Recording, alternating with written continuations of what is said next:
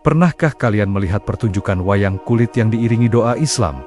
Atau menghadiri acara slametan yang menggabungkan tumpeng dengan lantunan tahlil? Fenomena ini bukan kebetulan, melainkan hasil dari sebuah perjalanan panjang yang luar biasa.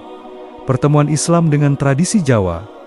Hari ini, kita akan menyelami jejak-jejak unik bagaimana Islam berakar, tumbuh, dan berkembang di tanah Jawa, membentuk sebuah wajah keagamaan yang khas dan penuh warna. Kisah ini dimulai berabad-abad lalu, sekitar abad ke-14 hingga ke-16, Islam tidak datang dengan pedang atau paksaan, melainkan dengan sentuhan lembut budaya. Para pendakwah awal, yang kita kenal sebagai Wali Songo, adalah para visioner yang jenius. Mereka sadar bahwa untuk diterima, ajaran Islam harus bisa berbicara dalam bahasa yang dimengerti masyarakat Jawa. Saat itu, maka media budaya lokal pun menjadi corong dakwah mereka. Wayang kulit, yang tadinya berisi wiracarita Hindu-Buddha, disisipi dengan nilai-nilai tauhid. Tembang-tembang Macapat yang indah diubah liriknya menjadi pujian kepada Tuhan. Bahkan, simbol-simbol agraris seperti siklus tanam dan panen pun diberi makna spiritual baru. Proses ini bukanlah konfrontasi, melainkan sebuah negosiasi budaya yang elegan. Hasilnya, seperti yang dikatakan oleh antropolog Clifford Geertz, adalah bentuk Islam yang lentur, inklusif, dan mampu merangkul tradisi yang sudah ada. Inilah cikal bakal dari apa yang sering disebut sebagai Islam sinkretis di Jawa. Sebuah perpaduan harmonis antara ajaran Islam dan kearifan lokal. Namun, di tengah kuatnya arus sinkretisme, ada sebuah benteng yang menjaga kemurnian ajaran Islam normatif. Benteng itu adalah pesantren. Sejak awal kemunculannya, pesantren berfungsi sebagai pusat pendidikan di mana para santri mendalami ilmu-ilmu Islam secara sistematis. Mulai dari fikih, tauhid, hingga tasawuf. Mereka mempelajari Al-Quran dan hadis secara mendalam, membangun fondasi keimanan yang kokoh berdasarkan teks-teks suci. Setelah bertahan-tahan menimba ilmu, para santri ini kembali ke desa masing-masing. Sejarawan M.C. Rickloves menyebut fenomena ini sebagai arus balik purifikasi. Mereka membawa pulang pemahaman Islam yang lebih terstruktur dan ortodoks, lalu mencoba menerapkannya di tengah masyarakat. Tentu saja, ini menciptakan dinamika yang menarik. Di satu sisi, ada tradisi lokal yang sudah mengakar kuat. Di sisi lain, ada semangat pemurnian yang dibawa oleh para lulusan pesantren. Pesantren tidak berdiri terpisah dari realitas budaya. Justru, lembaga inilah yang menjadi jembatan krusial,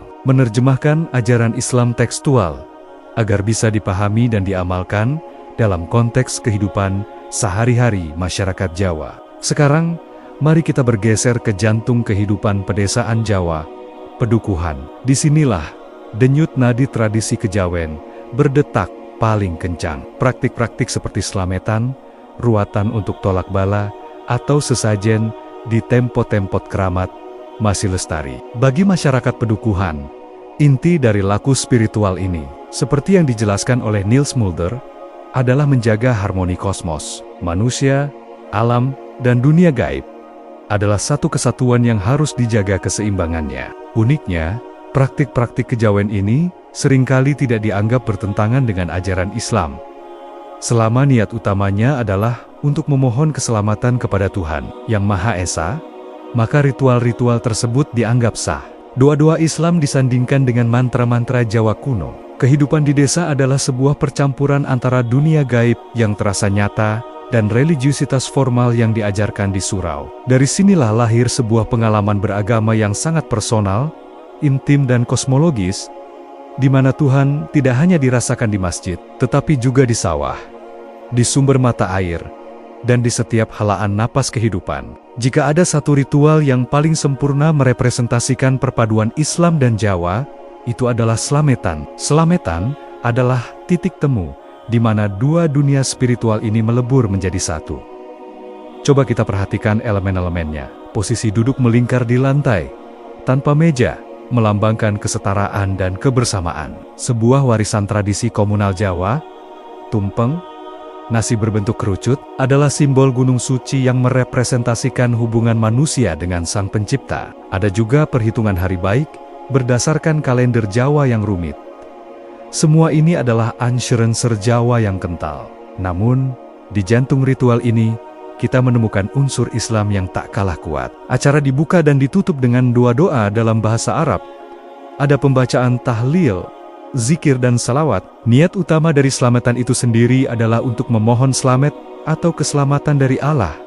Seperti yang dikatakan Mark Woodward, selamatan bukan sekadar ritual makan-makan. Ia adalah sebuah wadah harmoni sosial yang mempererat ikatan antar tetangga, sekaligus menjadi sarana spiritual untuk menenangkan jiwa dan menjaga keseimbangan alam semesta. Disinilah Islam dan Jawa berdialog dalam bentuk yang paling indah. Lalu, siapa figur yang menjadi penengah antara dua dunia ini? Jawabannya adalah kiai lokal. Peran kiai di desa jauh lebih luas daripada sekadar seorang guru agama. Beliau adalah mediator yang memadukan peran ulama, tetua adat, dan penasihat spiritual. Ketika seorang warga sakit dan obat medis tidak mempan, mereka akan datang ke kiai untuk meminta suuk atau doa penyembuhan. Saat ada yang ingin membangun rumah atau mengadakan hajatan, kiailah yang dimintai nasihat tentang hari baik. Bahkan, untuk urusan-urusan gaib seperti mengusir roh jahat, kiai adalah orang pertama yang dicari. Otoritas seorang kiai desa tidak hanya lahir dari pengetahuannya tentang kitab kuning, tetapi juga dari kemampuannya memahami ilmu tua atau kearifan lokal dan sistem kepercayaan tradisional. Beliau mampu berbicara dalam bahasa fikih, sekaligus bahasa kosmos Jawa. Dengan posisinya yang unik ini, kiai menjadi jembatan hidup antara semangat purifikasi Islam yang dibawa pesantren dan tradisi pedukuhan yang kaya akan simbol. Beliau adalah jangkar spiritual masyarakat, figur yang memastikan bahwa Islam dapat hidup selaras dengan napas budaya Jawa. Dari perjalanan kita hari ini, kita bisa melihat bahwa Islam di Jawa bukanlah entitas yang monolitik. Ia adalah sebuah mozaik yang indah, tersusun dari kepingen-kepingen ajaran normatif, tradisi lokal, mistisisme, dan kearifan agraris. Proses akulturasi ini mengajarkan kita sebuah pelajaran berharga tentang dialog, kelenturan, dan kemampuan sebuah keyakinan besar untuk beradaptasi tanpa kehilangan esensinya. Wajah Islam Jawa yang kita saksikan hari ini, dari megahnya arsitektur masjid, Demak, hingga sederhananya ritual selamatan di pelosok desa adalah bukti nyata dari sebuah pertemuan budaya yang damai dan kreatif. Ini adalah warisan yang patut kita pelajari, kita jaga, dan kita banggakan. Pernahkah kamu bertanya, bagaimana Islam bisa begitu menyatu dengan budaya Jawa yang kaya akan tradisi Hindu-Buddha dan animisme? Jawabannya ada pada seni dan simbol. Seni tradisional Jawa seperti wayang, tembang macapat, hingga motif batik ternyata tidak hilang, justru menyerap nilai-nilai Islam secara halus. Disinilah unsur tasawuf atau sufisme berpadu indah dengan simbol-simbol Hindu-Buddha dan kosmologi Jawa yang sudah ada lebih dulu. Contoh paling ikonik adalah arsitektur masjid kuno di Jawa yang memiliki atap tumpang, bukan kubah seperti di Timur Tengah. Ini adalah bukti nyata arsitektur hibrid yang menggabungkan fungsi ibadah Islam dengan estetika lokal. Seperti yang dikatakan sejarawan Danny Lombard, dakwah di Jawa lebih banyak dilakukan melalui pendekatan estetika, bukan konfrontasi. Seni menjadi media dialog yang damai, tempat Islam dan budaya lokal saling berpelukan, menciptakan harmoni yang unik. Sekarang, mari kita masuk lebih dalam ke jantung pedesaan Jawa, di mana misteri dunia gaib masih hidup dalam denyut nadi masyarakat. Kepercayaan pada roh leluhur, penunggu tempat keramat, atau danyang desa masih bertahan kuat hingga kini. Namun, yang menarik adalah tradisi pra-Islam ini tidak dihapus, melainkan diislamisasikan. Proses ini mengubah makna dan praktik, namun tetap mempertahankan esensinya. Contoh paling umum adalah tradisi ziarah kubur atau nyekar. Dulu mungkin hanya berisi ritual penghormatan leluhur. Kini ziarah sering diiringi dengan pembacaan doa-doa Islam, tahlil, atau salawat untuk mendoakan almarhum. Sebuah penelitian dari UGM bahkan menemukan bahwa ruang-ruang sakral lokal seperti petilasan atau sendang keramat mengalami proses islamisasi bertahap. Artinya, dunia gaib yang tadinya dipahami lewat kacamata animisme, kini dipahami melalui kerangka Islam, meskipun tetap berlapis-lapis dengan tradisi lama. Namun, Proses akulturasi ini tidak selalu berjalan mulus tanpa gesekan. Ada sebuah konflik sunyi yang sering terjadi di desa-desa. Ketegangan antara santri muda yang baru pulang dari pesantren dengan generasi tua yang masih memegang teguh tradisi. Para santri ini, dengan semangat purifikasi atau pemurnian ajaran, seringkali menganggap tradisi lokal seperti selamatan atau sesajen sebagai sesuatu yang menyimpang dari ajaran Islam yang murni. Bagaimana masyarakat meresponsnya? Uniknya, respons yang muncul bukanlah penolakan keras, melainkan kompromi yang cerdas. Masyarakat mencari jalan tengah. Misalnya, tradisi slametan yang tujuannya adalah memohon keselamatan tetap dilakukan. Namun ubo rampe atau sesajen yang dianggap bermasalah diganti dengan tumpeng dan doa-doa Islami. Jadi, esensi kebersamaan dan rasa syukur tetap ada, tapi bungkusnya disesuaikan. Justru gosikanjikan inilah yang melahirkan bentuk Islam Jawa yang lebih dinamis dan adaptif, yang terus bernegosiasi dengan zaman. Memasuki abad ke-20 dan ke-21, lanskap keagamaan di Jawa menjadi semakin kompleks. Menurut sejarawan MC Reclaves, muncul dua arus besar yang bergerak secara bersamaan. Arus pertama adalah santrifikasi, yaitu proses di mana praktik-praktik Islam yang lebih normatif dan sesuai syariat semakin menguat di tengah masyarakat. Pengajian semakin marak, pemahaman fikih semakin meluas. Namun di sisi lain, ada arus kedua yang tak kalah kuat, kebangkitan kejawen. Semakin banyak orang, terutama dari kalangan terdidik, yang kembali mencari dan menggali spiritualitas asli Jawa sebagai bagian dari identitas budaya mereka. Menariknya, kedua arus ini eksis berdampingan, kadang dalam diri satu orang yang sama, tanpa harus saling meniadakan. Akibatnya, identitas keagamaan orang Jawa menjadi lebih plural dan dinamis. Tradisi dan modernitas, syariat dan budaya lokal, terus-menerus saling menegosiasikan ruangnya masing-masing. Lalu, bagaimana wajah Islam Jawa di era modern saat ini? Identitasnya terus bergerak dan berubah. Di satu sisi, masyarakat Jawa kini jauh lebih sadar dalam beragama. Ini terlihat dari ramainya kegiatan pengajian, kajian kitab, hingga pesantren kilat saat liburan. Kesadaran untuk menjalankan syariat Islam secara lebih kafah atau menyeluruh semakin meningkat. Namun di sisi lain, tradisi budaya warisan leluhur juga tidak ditinggalkan.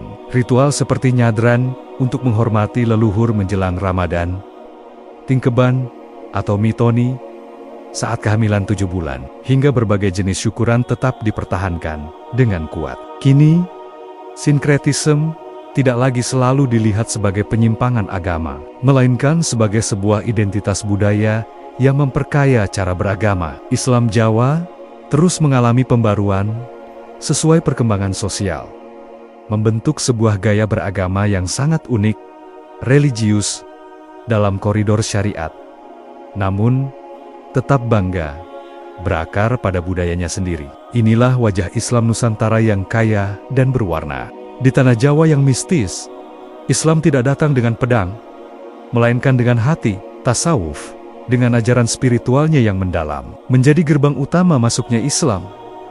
Para sufi tidak membenturkan ajaran mereka dengan kepercayaan lokal, tetapi justru merangkulnya. Konsep tasawuf tentang kedekatan dengan Tuhan bertemu dengan filosofi Jawa tentang manunggaling kawula Gusti, sebuah penyatuan antara hamba dan penciptanya. Tarekat-tarekat besar seperti Syatariah, Naqsyabandiyah, dan Qadiriyah pun mengalami proses javanisasi. Praktik lelaku, tapa, dan meditasi yang sudah mendarah daging di masyarakat Jawa tidak dihapus, melainkan diisi dengan zikir dan doa-doa Islami. Dari sinilah lahir sebuah spiritualitas Islam yang khas, yang kontemplatif, meditatif, dan berakar kuat pada kearifan lokal. Inilah wajah Islam yang menyentuh jiwa, bukan sekadar aturan. Seiring berjalannya waktu, gelombang modernitas datang membawa logika ilmiah, pendidikan formal, dan teknologi. Dunia rasional mulai diperkenalkan. Namun, apakah ini serta-merta menggeser keyakinan lama? Ternyata tidak. Di pedesaan, bahkan di sebagian masyarakat kota, kepercayaan pada weton, hari baik, berbagai pantangan, dan tanda-tanda kosmik masih sangat kuat. Uniknya, Kedua sistem keyakinan ini tidak saling mematikan.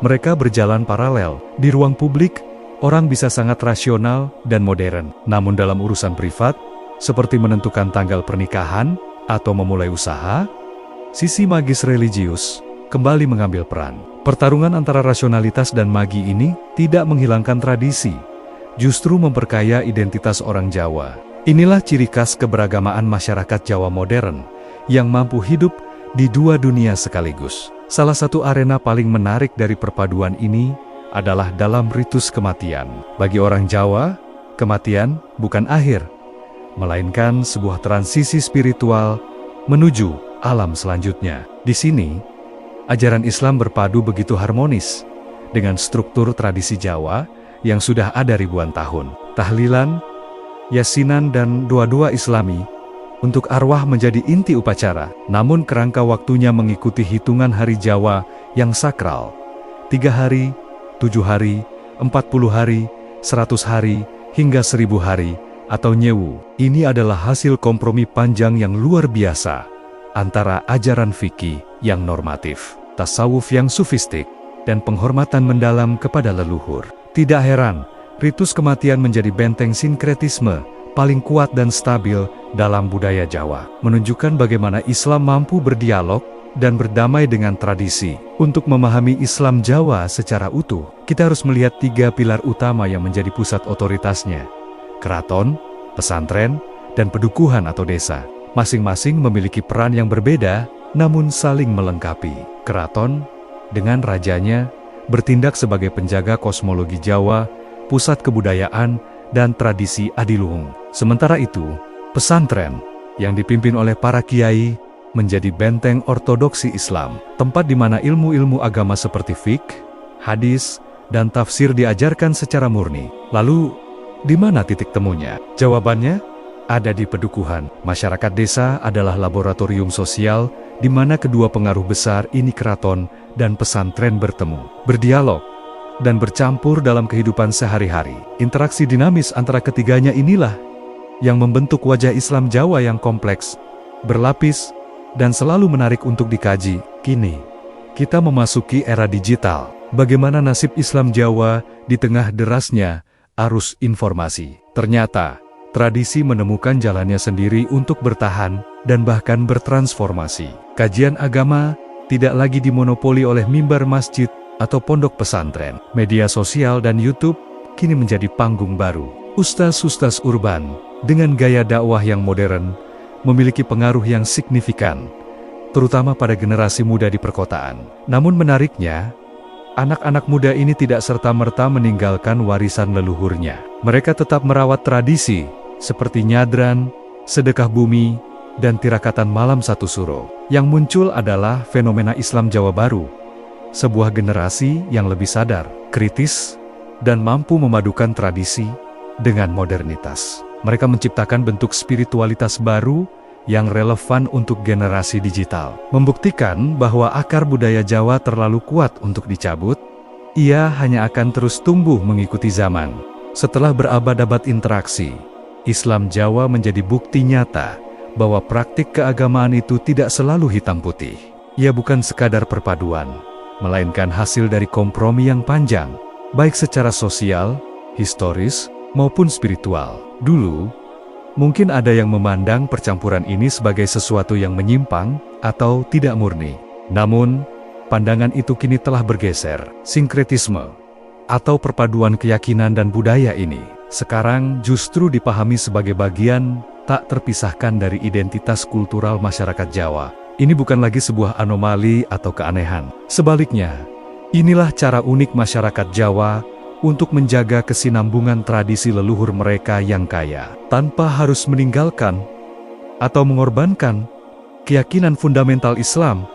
Bayangkan, ini adalah sebuah jembatan yang menghubungkan masa lalu dengan masa kini, memungkinkan nilai-nilai luhur tetap hidup dalam bingkai keimanan yang baru. Ini adalah sebuah seni menjaga keseimbangan, di mana kearifan lokal berdialog dengan ajaran agama, menciptakan sebuah harmoni yang indah dan khas. Melalui ritual seperti slametan, tradisi ziarah ke makam para wali, atau penggunaan kalender Jawa yang dipadukan dengan kalender Hijriah. Kita bisa melihat bagaimana Islam dan budaya Jawa saling merangkul, bukan saling meniadakan. Ini adalah sebuah mozaik spiritual yang memperkaya khazanah keislaman di Nusantara. Warisan ini juga bukan sesuatu yang statis atau beku dalam waktu, justru sebaliknya.